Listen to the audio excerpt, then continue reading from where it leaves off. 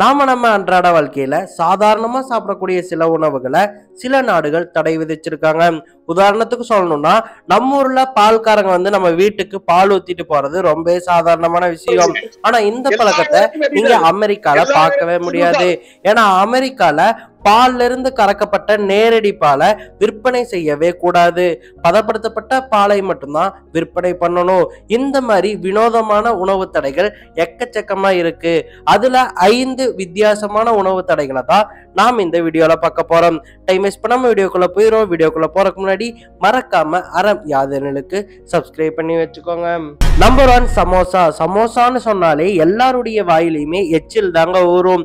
ஏன்னா ஆனியன் வச்ச சமோசா, உருளைக்கிழங்கு வச்ச சமோசா, உருளைக்கிழங்கு ஆனியன் ரெண்டும் சேர்ந்து அதுக்குள்ள கொண்டக்கடலை வச்ச சமோசான்னு எக்கச்சக்கமான வெரைட்டி ஆஃப் சமோசாவை நம்ம சாப்பிட்டுருக்கோம். உண்மையிலேயே இந்தியாவின் அடையாள சின்னமான உணவுனா அது சமோசான்னு தாங்க சொல்லி ஆகணும். ஆனா இப்பேற்பட்ட சமோசாவை ஒரு நாடு தடை பண்ணியிருக்காங்கன்னு சொன்னவங்களால நம்ப முடியுதா?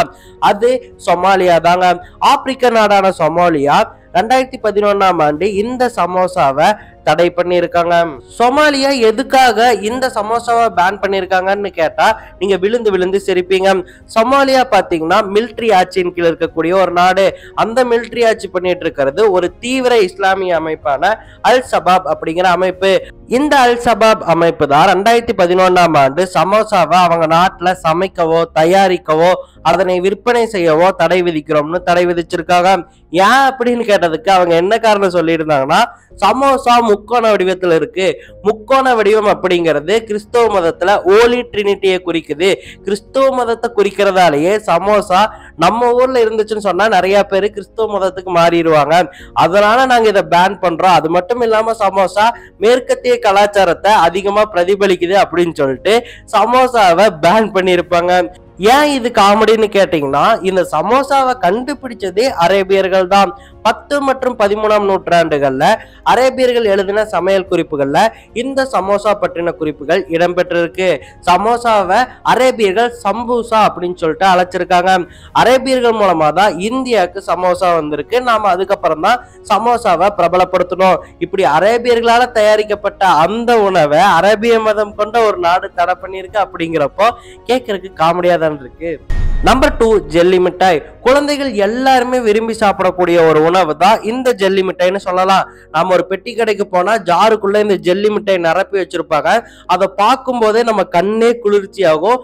எடுத்த உடனே வாங்கி சாப்பிடலாம் அப்படின்னு சொல்லிட்டு தான் தோணும். ஆனா இந்த ஜெல்லி மிட்டாயால எக்கச்சக்க விபரீதமான நிகழ்வுகள் நடந்திருக்கு.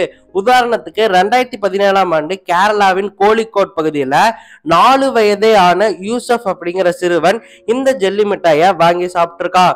வாங்கி சாப்பிட்ட உடனே அந்த ஜெல்லி மிட்டாயானது அவன் தொண்டையில சிக்கிருச்சு. ஜெல்லி மிட்டாய் தொண்டையில சிக்கிச்சுன்னு சொன்னா மற்ற கேண்டி மாதிரி அது கிடையாது இல்லையா? சோ கரையாது, தொண்டைக்குள்ளேயே சிக்கிரும். அப்படி சிக்கினதால அவன் மூச்சு திணறல் ஏற்பட்டு இறந்தே போயிட்டான். இதனால என்ன பண்ணாங்கன்னு கேட்டீங்கன்னா, கேரளா அரசாங்கம் கோழிக்கோடு பகுதியில ஜெல்லி மிட்டாயை விற்பனை செய்யக்கூடாதுன்னு சொல்லிட்டு கோழிக்கோட்ல ஜெல்லி மிட்டாய்க்கான விற்பனையவே 2017ஆம் ஆண்டு தடை பண்ணியிருந்தாங்க. இது நம்ம நாட்டுல மட்டும் தான் நடந்துச்சான்னு கேட்டீங்கன்னா கிடையவே கிடையாது. உலகம் முழுக்க இந்த மாதிரி எக்கச்சக்க சம்பவங்கள் நடந்துச்சு. அப்படிதான் 2002ஆம் ஆண்டு ஆஸ்திரேலியால 15க்கும் மேற்பட்ட சிறுவர்கள் இந்த மாதிரி ஜெல்லி மிட்டாய் சாப்பிட்டு அது தொண்டையில சிக்கி மூச்சு திணறி இறந்து போயிருக்காங்க.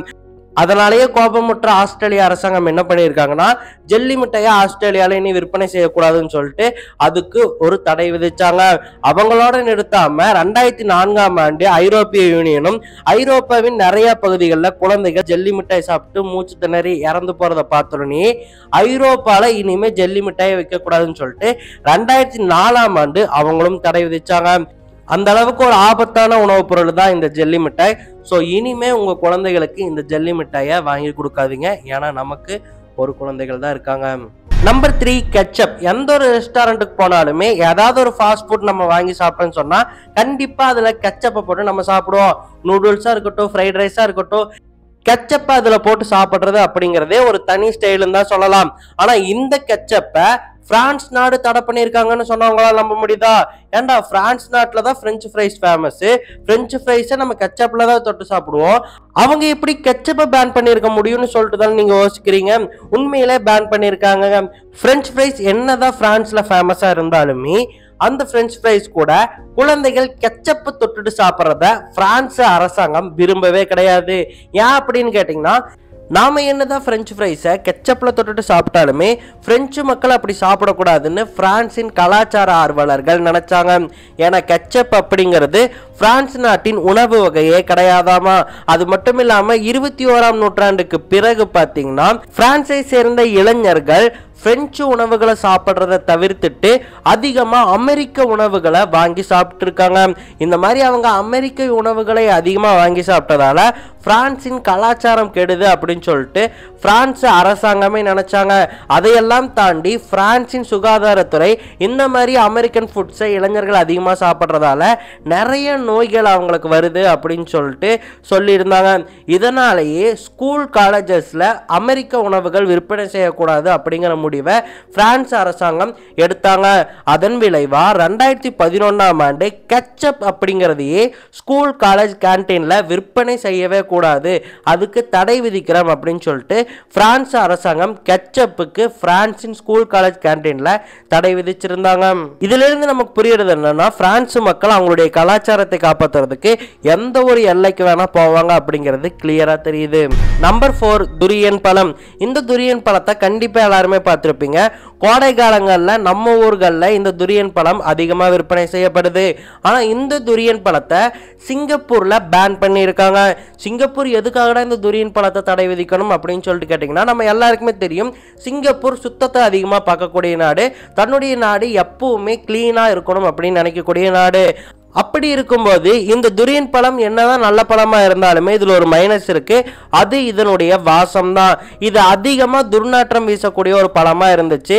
இது என்னதான் டேஸ்டா இருந்தாலுமே இதனுடைய வாசம் நம்ம மோந்து பார்க்கும்போது ஏதோ கெட்டு போன பழத்தின் வாசம் மாதிரியே இருக்கும். இது அதிகமா இருக்கக்கூடிய இடத்துல நீங்க இருந்தீங்கன்னா கண்டிப்பா உங்க மூச்சு ஒரு மாதிரி வாங்கும். அந்த அளவுக்கு அதிகம் நாற்றம் வீசக்கூடிய ஒரு பழம் தான் இந்த துரியன் பழம். இதனாலேயே பப்ளிக் டிரான்ஸ்போர்ட்ஸ்ல இந்த துரியன் பழத்தை கொண்டு போகக்கூடாது அப்படின்னு சொல்லிட்டு சிங்கப்பூர் அரசாங்கம் இந்த துரியன் பழத்துக்கு தடை விதிச்சிருக்காங்க. மீறி இந்த துரியன் பழத்தை நீங்க ரோட் சைட்ல இருக்கும்போது கையில வச்சிருந்தீங்க அப்படின்னு சொன்னா உங்களுக்கு 500 சிங்கப்பூர் டாலர்ஸ் ஃபைனா விதிக்கப்படும். 500 சிங்கப்பூர் டாலர்ஸ் அப்படிங்கிறது இந்திய ரூபாய் மதிப்படி 32,000 ரூபாய் துரியன் பழத்தை வச்சிருந்தா உங்களுக்கு ஃபைன் போடப்படும். Number 5, bacon. நம்ம இந்தியாவில் என்னதான் பேக்கன் ஃபேமஸாக இல்லைனாலுமே ஐரோப்பா மற்றும் அமெரிக்க நாடுகளில் பேக்கன் அப்படிங்கிறது ஒரு விரும்பி உண்ணக்கூடிய ஸ்நாக்ஸ்னே சொல்லலாம். இது ஆக்சுவலி ஒரு பன்றிக்கறி தான். பன்றிக்கறியை பதப்படுத்தி ஒரு மொறுமொறுப்பான சிப்ஸ் மாதிரி கொடுப்பாங்க. இதை அமெரிக்கர்கள் விரும்பி உண்ணுவாங்கன்னு சொல்லலாம். ஆனால் இந்த பேக்கனை சவுதி அரேபியா நாடு தடை விதிச்சிருக்காங்க. ஏன் அப்படின்னா அவங்க எல்லாருக்குமே தெரியும் சவுதி அரேபியா ஒரு தீவிர இஸ்லாமிய நாடு. அவங்க சரியா லாவை பின்பற்றுறாங்க, இஸ்லாமிய சட்டத்தை தான் பின்பற்றுறாங்க. இஸ்லாமிய சட்டப்படி போர்க் அப்படிங்கிறது அறாம்னு சொல்லுவாங்க. அதாவது பன்றிக்கறி அறாம், பன்றிக்கறியை இஸ்லாமியர்கள் உண்ணக்கூடாதுன்னு சொல்லுவாங்க. இதனாலேயே பன்றிக்கறி சார்ந்த எந்த ஒரு உணவு வகைகளையுமே சவுதி அரேபியாக்குள்ள கொண்டு வரக்கூடாது அப்படின்னு சொல்லிட்டு அந்த நாட்டின் அரசாங்கம் அறிவுறுத்தி இருக்கு. சரி, ஓகே மக்களே, அவ்வளோதான் இன்னைக்கு வீடியோ. இந்த வீடியோ உங்களுக்கு பிடிச்சிருக்குன்னு நம்புறேன்.